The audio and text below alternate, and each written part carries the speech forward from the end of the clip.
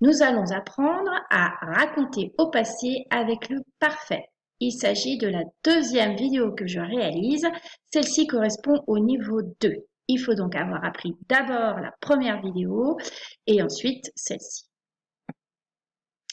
Un petit rappel pour commencer. Comment est-ce que nous faisons pour former le parfait? Alors, tout d'abord, il faut un sujet, un auxiliaire qui est conjugué au présent, d'éventuels compléments, et à la fin de la phrase, le participe passé qui est invariable en allemand. En ce qui concerne l'auxiliaire, il peut s'agir soit de sein, être, ou de haben, avoir, comme en français.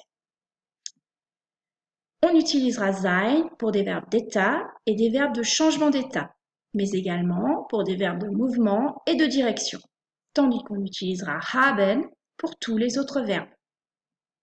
En ce qui concerne le participe passé, on distingue le participe passé des verbes réguliers qui se forment en utilisant ge, le radical du verbe est t, et le participe passé des verbes irréguliers qui se forment en utilisant ge, le radical qui peut être plus ou moins modifié et en, en.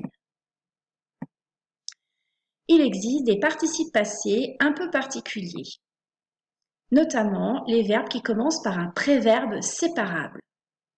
On trouve dans le verbe anmachen le préverbe séparable an. Dans le verbe mitmachen, le préverbe séparable mit. Dans le verbe einladen, le préverbe séparable ein. Et dans le verbe fernsehen, le préverbe séparable fern.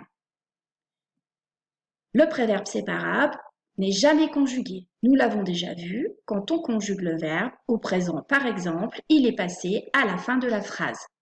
Comment cela fonctionne-t-il au parfait? Pour les verbes commençant par un préverbe séparable, tel que le verbe régulier anschauen ou le verbe irrégulier fernsehen, on utilise le préverbe plus le participe passé pour faire le participe passé de ce verbe. C'est-à-dire que le participe passé des verbes réguliers avec préverbe séparable se fera de la manière suivante: préverbe plus ge plus radical du verbe plus t. Et pour les verbes irréguliers, préverbe plus ge plus radical plus en. J'ai coutume de dire que le ge est placé en sandwich entre le préverbe séparable et la base du verbe. Donc, pour le verbe anschauen, on obtient angeschaut comme participe passé. Et pour le verbe irrégulier fernsehen, on obtient ferngesehen comme participe passé du verbe. Je vous donne quelques exemples de verbes réguliers après verbes séparables. Beim Karneval mitmachen. Participer au carnaval donnera au parfait Ich habe beim Karneval mitgemacht. On s'aperçoit que le participe passé du verbe mitmachen se forme bien comme ceci, mit, ge, macht. Mit, le préverbe séparable, ge en sandwich et macht correspondant au radical plus t. Das Licht anmachen, allumer la lumière. Ich habe das Licht angemacht. J'ai allumé la lumière. De la même manière, le ge sur le participe passé est bien placé en sandwich entre le préverbe séparable et la base du verbe radical plus t. Encore un dernier exemple. Oma anrufen. Cette fois-ci avec un verbe irrégulier, appeler au téléphone anrufen. Ich habe Oma angerufen. Là encore, le ge est bien placé entre le préverbe séparable et le radical plus en. Fernsehen, regarder la télé, donnera donc au parfait Ich habe ferngesehen.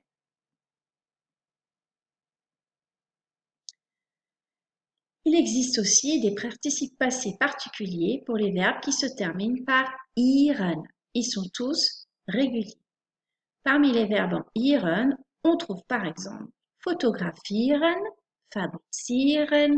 Ces deux verbes-là se terminent bien par ieren.